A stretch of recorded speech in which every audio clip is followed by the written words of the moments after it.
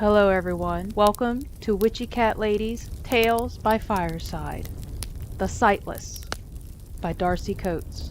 Megan sat in the plush armchair beside the window and watched the streets. A number of figures had passed within the last half hour. They'd move out of and fade back into the mist like phantoms, never lingering.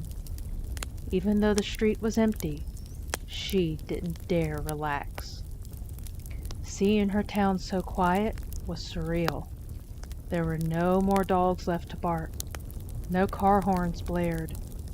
None of her neighbors argued or started their lawnmowers, even though it was Sunday morning. At least she thought it was Sunday morning. She was starting to lose track. Taj approached from behind. He'd shed his shoes in favor of layered socks, and she wasn't aware of him until he leaned over her shoulder and passed her a note. It read, "Is it safe to open a can?" Megan slipped the pen out of her pocket and carefully wrote back, "I think so. Haven't seen any for a few minutes." Taj nodded and returned to the kitchen, his padded feet making no more noise than Megan's heartbeat. That was important. In this new world, the world of the sightless, noise equaled death. No one was completely sure where they'd come from. The earliest news reports, the ones that had made it through before the media blackout, said they'd poured out of mines that had gone too deep. A few people called them aliens, though that was an unpopular phrase, as they'd come from inside the earth. Others called them demons, but they had very little in common with the demons Megan had been raised to believe in. Megan and her two companions, Taj and Lisa, called them sightless. They couldn't see, and they couldn't smell, though they somehow seemed quite comfortable navigating the suburban neighborhood. The only way they could find their prey, humans, was through sound. Megan didn't know how many people were still alive in her street. Possibly none. Before the media blackout, before the creatures had rushed through her town like a deadly wave, there had been stories of entire cities being overrun. She hadn't seen any of her neighbors for more than a day now. She was lucky, she knew. Her parents had been preppers. That hadn't saved them from the sightless, but at least it had ensured Megan's pantry was filled with cans of long-life food and 5-liter jugs of water. It was enough to keep herself, Taj, and Lisa alive for a few weeks at least. She thought, there better be a rescue before those weeks are up. She had no idea how the rest of the world was faring. For all she knew, the military was deploying weapons against the sightless at that very moment. On the other hand, humanity might have been all but destroyed and reduced to little pockets of survivors, like in Megan's house. Not speaking, walking with silent care, terrified that at any moment a sneeze or a cough could force their hand. Megan glanced beside herself to where Taj had taken a large can of beans out of the cupboard. Lisa stood leaning on the counter, her long tan hair hiding half of her face. While Taj was a longtime friend, Megan didn't know much about Lisa, only that she'd stumbled into their house on the night the sightless had invaded and was grateful they'd allowed her to stay with them. Taj eased the can's ring up, then began tugging the lid free of its seal with slow, gentle motions. Opening cans was always a risk. Sometimes they were perfectly silent, but other times the metal whined. They tried to reduce their risk of waiting until there weren't any sightless in the streets, but mist had rolled through that morning and reduced Megan's visibility to less than a dozen feet. Taj had the lid halfway off when it let out a high-pitched squeal. He froze. His eyes bugged. Megan rose to her feet and stared out the window, praying that there hadn't been any Sightless close enough to hear.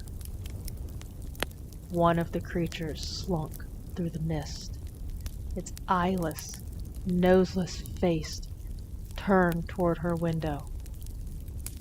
A second followed not far behind. Megan couldn't even breathe, the words on her tongue. The window's glass had been broken out on the night of the invasion. Megan's parents had tried to fight back. Their bodies were gone, but the blood would never come out of the walls. Megan took an involuntary step backward, holding her breath and praying her heartbeat wouldn't be audible. The first Sightless stepped easily over the window's sill. Its long, leathery, gray legs were as silent as Megan wished her human limbs could be.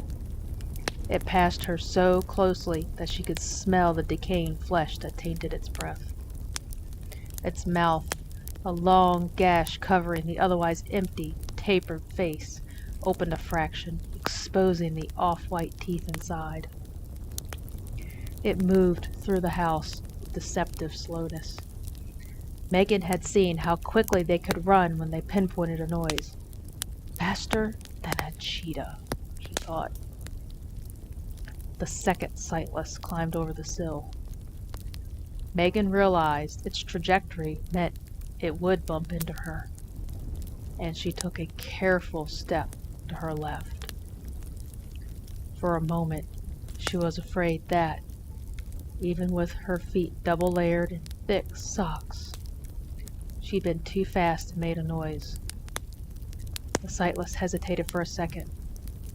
Its head tilted in her direction, then continued toward the kitchen. Taj was sweating and shaking. He'd left the can on the counter and held his hands at his sides in the pose they discovered worked best to stop shifting clothing noises. He stared straight ahead, his lips clenched shut as the Sightless wove toward him. He was holding his breath, and drops of sweat beaded over his face.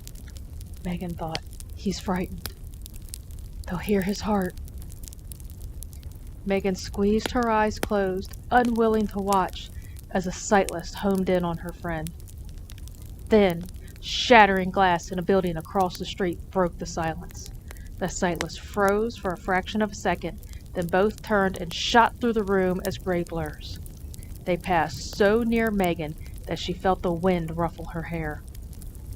The creatures leaped through the window and crossed the street in 2 paces as they raced toward the unfortunate soul who had been careless enough to make a noise.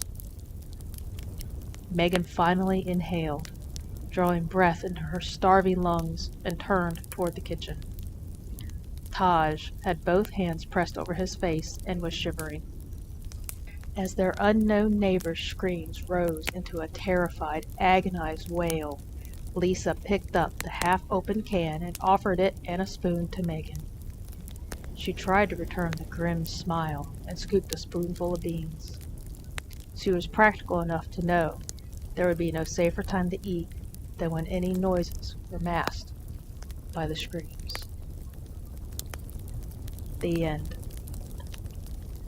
More to come. Stay tuned.